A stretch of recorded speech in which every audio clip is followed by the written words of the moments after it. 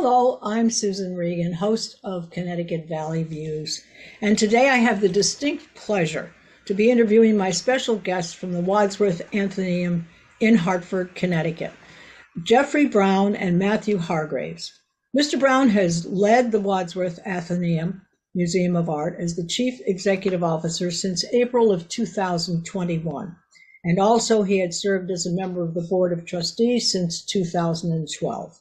He is now responsible for the overall leadership, the vision, and the strategic direction of the organization and its staff.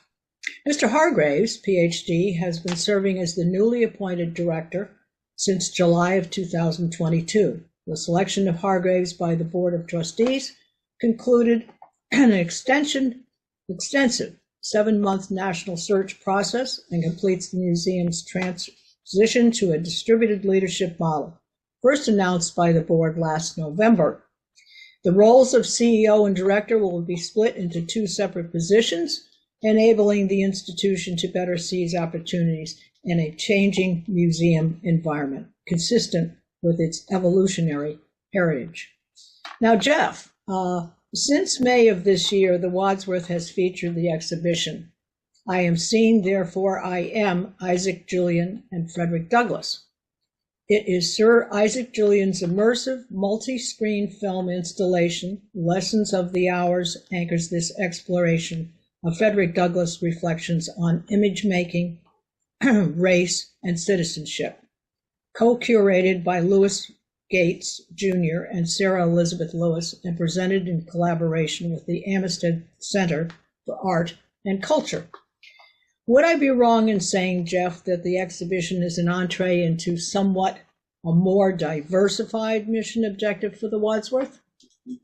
Well, thank you very much, Susan, for having us. I think that it is part of living up to our obligation as an encyclopedic museum.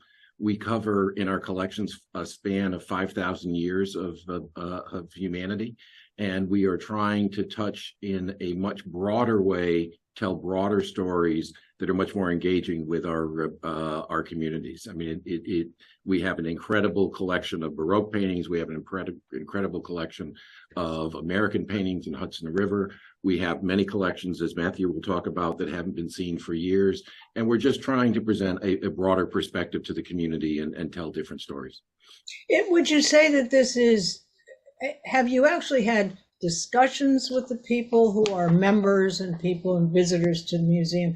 Would you say that they have actually asked for it, or you have somehow or other felt that the mission for the museum need to take a slightly different direction? Well, I think any museum has an obligation to reflect the communities that it serves. And the Wadsworth in particular is the oldest continuing operating art museum in the United States, has done what I would describe as a better job than many in terms of doing that. But you can always continue to evolve and continue to look at different approaches, which is all we're simply trying to do. Now, along the lines of have we heard from the community? Yes, we have heard from the community. We do regular surveys of our guests. We participate in national surveys of museum goers. There's certainly a much greater demand to show more diversity in the galleries that we display. We just finished 14 focus groups around the city of Hartford, talking to different constituencies to get different ideas. And maybe I should turn it over to Matthew. In fact, we've totally developed a new approach of even how to develop an exhibition. Matthew, maybe you could talk about the hair exhibit as an example of getting community input for our exhibitions. Yes, certainly.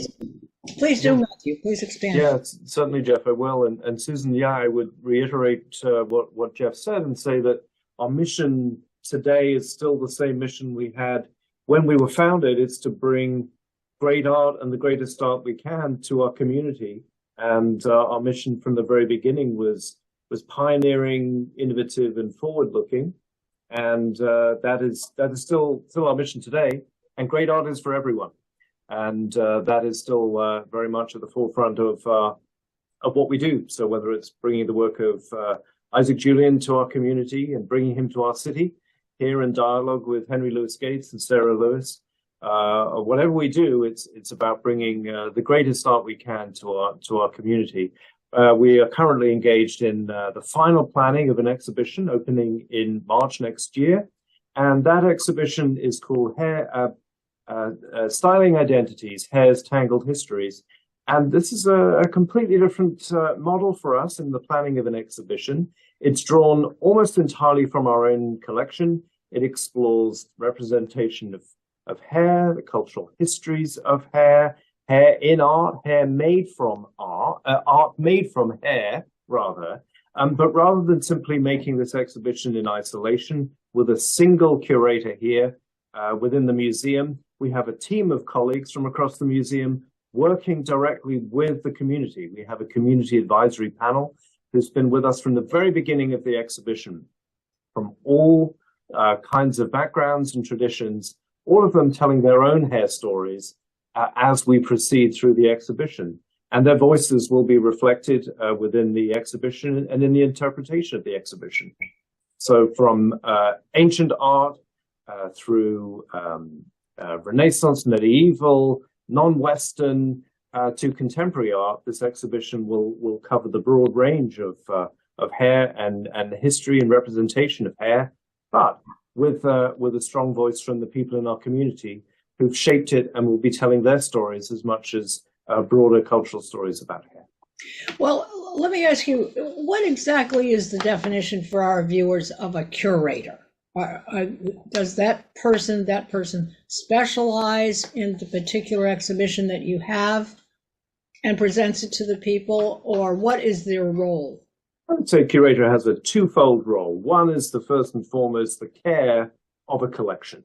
The traditional title is really a keeper of a collection. So a curator is responsible for a group of objects within a museum, and their purpose is to make sure that those objects survive. They're interpreted and presented in the current moment, and also that they survive for posterity so that they can be enjoyed in the future. The other role is to select from those objects and to present them in an engaging way that is understandable. There's a role for a curator in taking the knowledge they have of those objects and transmitting that, transmitting a kind of knowledge so that other people can learn, but also in transmitting, I think, an enthusiasm or a passion for those objects to a wider public. So there's a dual role. One is a kind of a role of maintaining. The other is a role of a mission role, if you like. It's a kind of evangelical role. It's a role that it's about making things exciting for a wider audience. So there are two roles that are in a sense in tension, a kind of dynamic tension. And one is preserving, the other is dispersing in terms of knowledge and excitement. So those are the two roles of a curator. When we're talking about an exhibition, it's very much the second role. It's that one of taking and selecting objects, putting them together in a compelling way, and making them engaging for as wide a public as we can reach. Well, Matthew, do you find that once you have done one exhibition, and does it evolve, and does it give you, or does it generate the idea for a next exhibition so that there's a kind of a continuum, particularly if it's a popular exhibition? Does that happen as well? Well, we are blessed here, Susan, with, I think it's fair to say, one of the greatest collections in the United States. Certainly it's the oldest and certainly one of the greatest. It's a collection that it's almost an embarrassment of riches here at the museum that has something that there is something here that appeals to everybody. It really, as Jeff said, is almost encyclopedic in its range.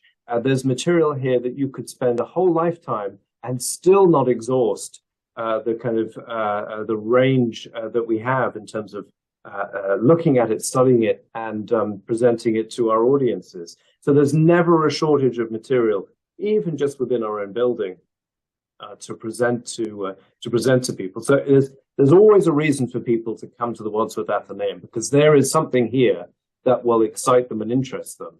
But we also have the ability to take that collection and, as you say, present it in temporary exhibitions. And one exhibition does certainly then lead to the next. There's always people here brimming with ideas, within our own team, but also, yes, in terms of reaching out to the community. We're very blessed here with a community that does engage closely with us and wants to engage with us and comes to us with ideas. And we're fortunate to be able to engage with them as we think about how we shape our program and working with this collection as we move forward, and also working very closely, of course, with our partners at the Amistad Center for Art and Culture, who share space with us and have done for almost 40 years now. Well, actually, that's a nice segue, because I'm going to read a statement that you made along the way, obviously, when you took over your new role. You said, "I look forward to working alongside CEO Jeff Brown to lead the Wadsworth into the next phase of its dynamic future.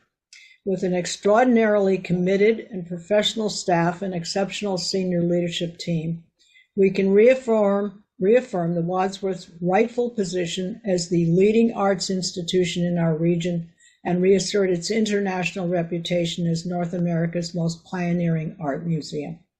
There are nearly limitless possibilities, and I am excited by the chance to pursue and share them with diverse audiences." I would say that pretty well sums up what your mission statement is for the Wadsworth at this time. Would you say that? I would say so, Susan. I think a year in, I don't retract a single word from that statement. I will not recant, as Martin Luther said. I do stand by that. I do think it's been our historic role to play that role of being this pioneering institution. We are different, actually, fundamentally, and it's good to talk about this. And I'm grateful for the opportunity, Susan. Yes. We were founded in 1842 in a really interesting moment in American history. It was that dynamic moment where there was a sense of, what will the United States be? What will it be in the future? I mean, a difficult moment in our national history, but what will it be? It was a real sort of sense of what will the future hold for this country? And the idea was to create a museum in the city that would help forge an American culture. And that sets us apart from most other art museums in this country. Most were formed here 20 or so years later.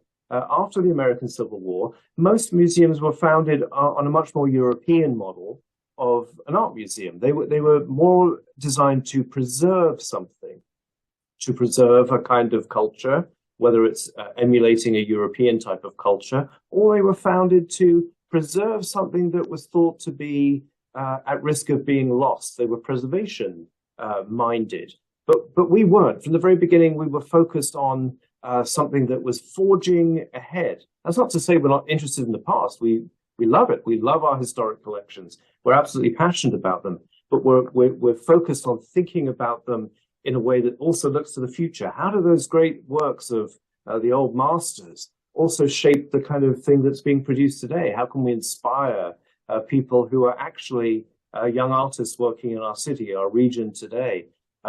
You'll come into our Avery Court, our wonderful modernist building in the museum, and in about a month or two's time, in the fall of this year, you'll see our fabulous fountain actually running with water again for the first time in over 15 years, and credit to Jeff for making that happen.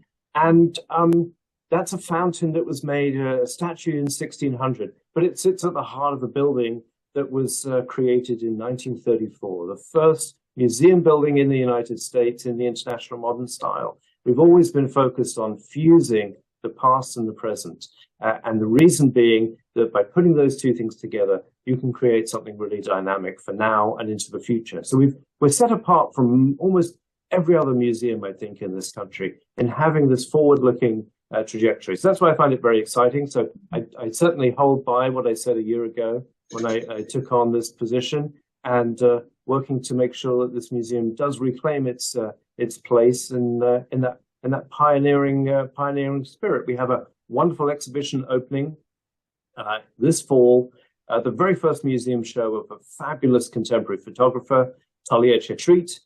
It will be a really spectacular exhibition, and affirming again our commitment to being pioneering, and it's built into our DNA. Well, another thing that strikes me, Matthew, I get the feeling that the directive for the museum is not only diversified subjects and matter and educating people and so forth, but shall I use the word, less snobbish kind of thing, because sometimes art, people who do not have a great deal of background or understanding of art, whether it be contemporary or old masters or photography or whatever, a more general feeling of bringing to people the idea, if you don't know about it, it's fine, we're going to, you're welcome to come here. And I looked at some of the upcoming shows that you do have, not actually shows, they're actually opportunities, that an hour in the museum and learning about this and so forth. Talk a little bit about that. I'm referring to specifically, there are things about music. There's the architectural history of the Wadsworth itself. There's also another thing called Franz Fanon, Black Skin, White Mask. That's a film. Sally Inman's Morning Ring with Philip Halbert. Can you talk about just a little bit about those things that are on specific dates coming up in the winter and in the spring?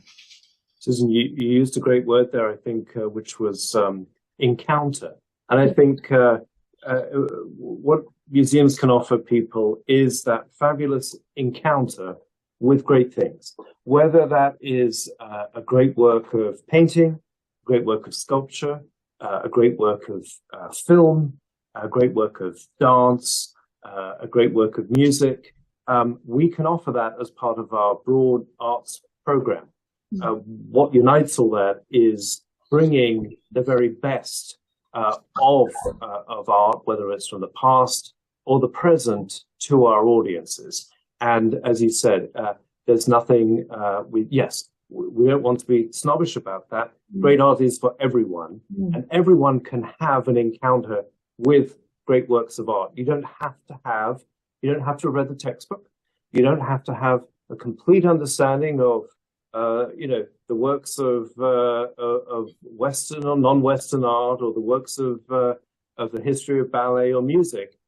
You can come here and you can enjoy what you see, and that's the core of a great encounter with a work of art. It's enjoyment. It's a movement of the heart or the soul when you see something that really engages you. That's the fundamental thing that we can offer people. I think we've all lived through very recently a period where we couldn't even leave our houses, and I think a lot of people experience that longing for getting back to actually a direct encounter with great works of art, and that's what we can offer people uniquely. We could offer people lectures galore online, but that wouldn't be the same as sitting for even a minute or even 20 seconds in front of a great painting or a great piece of sculpture, or listening to a great piece of music in our galleries, or attending a great contemporary film. So that is what we can offer, I think, uniquely as a museum. And I really warmly encourage your viewers to come and have that encounter. And if they haven't been for a long time, to take that chance and have that encounter. If they've been before, come again and come regularly to enjoy that encounter with these great works of art. We're blessed here in our city and our region to have such incredible works of art here. They're unrivaled. You can see better things here than you can in New York or in Boston or elsewhere in the country. And that's true. I'm not just saying it. So I encourage people to come here and have that encounter. And it is not, as you say, it isn't a snobbish thing. There's no judgment. You can have any kind of experience, and the idea is to enjoy what you see. Yes. We prefer to call it approachability. That's a good word. That's a great word, Jeff, approachability. And I think in particular, it's very important that when people think about coming to the museum, and we're going to talk about membership and so forth in just a moment, but what I think is important that people bring their children at a very young age, even 3 or 4 or 5 years old, because that's the beginning of the love of learning and learning about art if you start them young.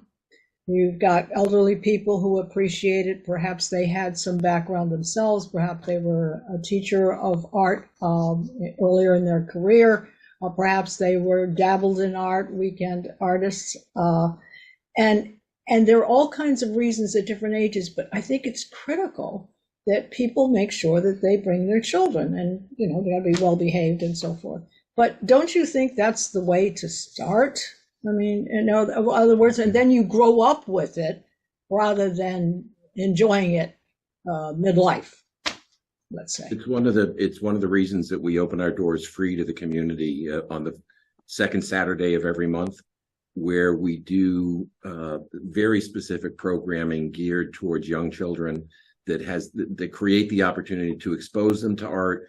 We have free art making kits, and we do projects with them. We set up tables throughout the museum to provide, exactly as Matthew was saying, an engaging experience with art, an opportunity to express themselves. But we try and also tie it in with what displays or exhibits are going on in the museum at that time in order to start to make that collection. I mean, we're very focused on the breadth of our collection and the stories that we have to tell. You know, we were talking before about surveys. People, of course, come to a fine art museum to experience fine art. But when you do the surveys and you ask them, what do you want most out of the experience? The first thing that comes up is, I want to learn something. I want to be exposed to different points of view. And I'd like to learn something new. I'd like to see something different. I'd like to see something I hadn't been exposed to before. So, you know, if you look just at the last few exhibitions that we did, you mentioned the Frederick Douglass exhibit going on right now, which is an extraordinary work by Isaac Julian. The exhibit before that was a contemporary glass show. The exhibit before that was, the famous colorist Milton Avery, who got his start here in Hartford and specifically, studied art here at the Wadsworth. And before that, it was a 300-year retrospect of Italian women artists starting from the Renaissance on. I mean, there's a breadth of things that we can leverage the collection and different stories that we can tell. And that breadth of exposure is one of the great strengths of the Wadsworth. Well, you've got such a great team. I think you have very firm communication now with the public. And I think it's important that this public, and I'm so glad you mentioned that free opportunity. And I'd like to just talk very briefly here. You can consider, for our viewers, you can consider membership. You can actually go to the website membership@thewadsworth.org, and all exhibition fees and calendar information is at wadsworth.org. I encourage the viewers to do this because this is probably one of the greatest treasures of the state of Connecticut, is this museum. And not only the contents and the exhibitions and the subject matter and the effort that's been put into it to open it to a more diversified group of people and ages and stages and demographics. And I think we need to recognize that if you're going to spend a weekend or you're looking for a special thing to do, to consider the Wadsworth and all of the wonderful things that are being done there.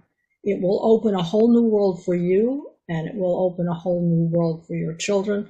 And I think it's especially important that you take this opportunity to do that.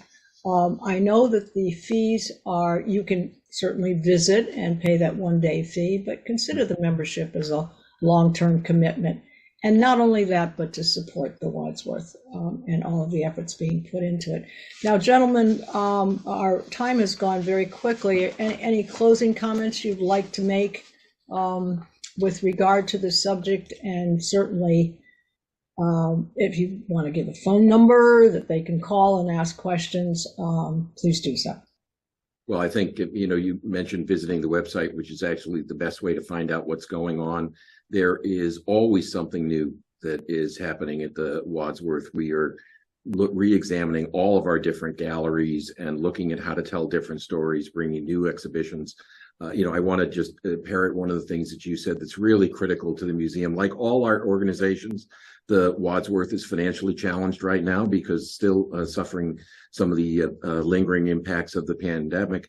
And membership is one of the great ways to show your support for the organization. Of course, it has many benefits. You can certainly access the museum as often as you want without paying that fee. You get to access other museums. But the most important thing is it's an opportunity to invest and vote with your dollars for the future viability of the Wadsworth and to enable us to continue to do the incredible things that we do. We rely on our members for the majority of support. Unlike other areas of the country, there's very little government support in Connecticut. The state has been very generous, but relative to other areas, we've still got a long way to go, and we rely very much on the generosity of those of our closest friends that come in all the time to see the art. Matthew, do you want to add anything to that? I would just add, Susan, I love what you said, and I would say there's no greater joy for a museum professional than seeing a crowded museum. And so I would warmly echo what you said and encourage people to come and make the journey and come and re-experience the Wadsworth. Absolutely. Well, there you have it, viewers. We hope we have covered the subject matter that the viewers are interested in. I know that art and music, any of the creative industries that we have, are very important to people's development. And not only development, but during these times when there is so much stress, these things, the music, the art, and things that give real value to one's life, not just sitting and watching TV. Get out there. Visit the museum, participate in your community, and support what a wonderful treasure, as I have said, that we have in Connecticut. So thank you, Matthew. Thank you, Jeff, for your time today. We're delighted to visit with you, and I'm sure we will be back to hear more about the Wadsworth Atheneum in the future. Thank you for having us. Thank you. Yeah, we have to just take 30 seconds. There will be no audio. We'll just have so we can run credits running over this. So nothing will be taped as of now. Okay. So that was good. I hope we hit high points for you. We want it to be a good piece for you to be able to put on your website and sort of distribute when you care to do so. Put it on your, however you want to get it. So